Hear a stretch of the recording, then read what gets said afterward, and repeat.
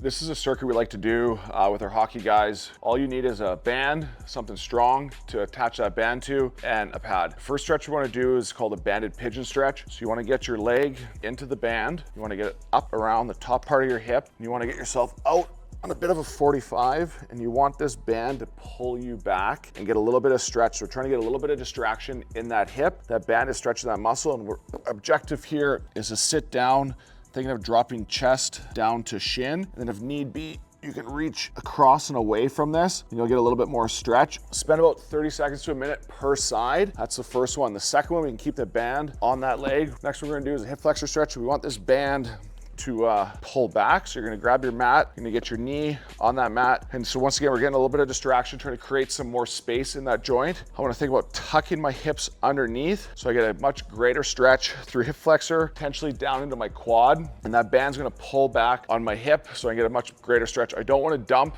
and be in this position here. I wanna think of tucking underneath and getting that stretch. Once again, we're gonna spend about 30 seconds to a minute with this one. The next one we're gonna do is an adductor stretch slash strength exercise. So from here, we're gonna get this pad back, the opposite knee that doesn't have the band. We wanna move this band so it's just above our knee. We wanna get down into this big hip opener stretch. From this position here, I'm gonna let the band pull my leg open so I'm getting some good external rotation at that hip. I wanna keep my big toe in contact with the ground. I'm gonna hold this position for 5 seconds, and I'm gonna use my adductors here to pull my leg in, and once I get to end range, I can't pull anymore. I'm gonna hold that for 5 seconds. Then I'm gonna let that band pull my leg back out nice and slow. Once I get to end range, I'm holding that for 5 seconds. And I'm gonna repeat this until I've completed 5 reps, holding it in for 5 and holding it out for 5. That's gonna help create better external rotation of my hips, and it's gonna help me engage a little bit more through these adductors so I can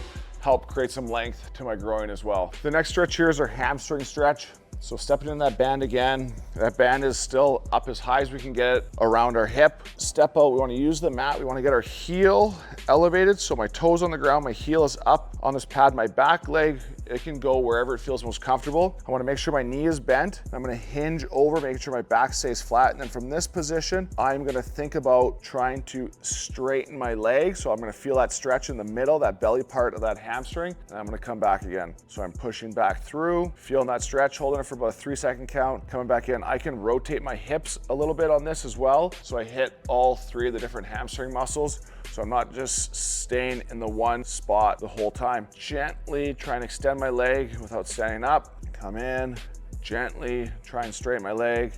Like I said, making sure we're hitting all 3 angles. You can do about 3 to 4 per angle, and that's gonna help create length through that hamstring. So if you run through this, we go from our pigeon to our hip flexor to our adductor to our hamstring. It's gonna help alleviate any tightness you have through this hip complex, which can help reduce low back pain as well. Give it a shot. Let me know what you think. Subscribe for more great tips to help you become the best hockey player possible.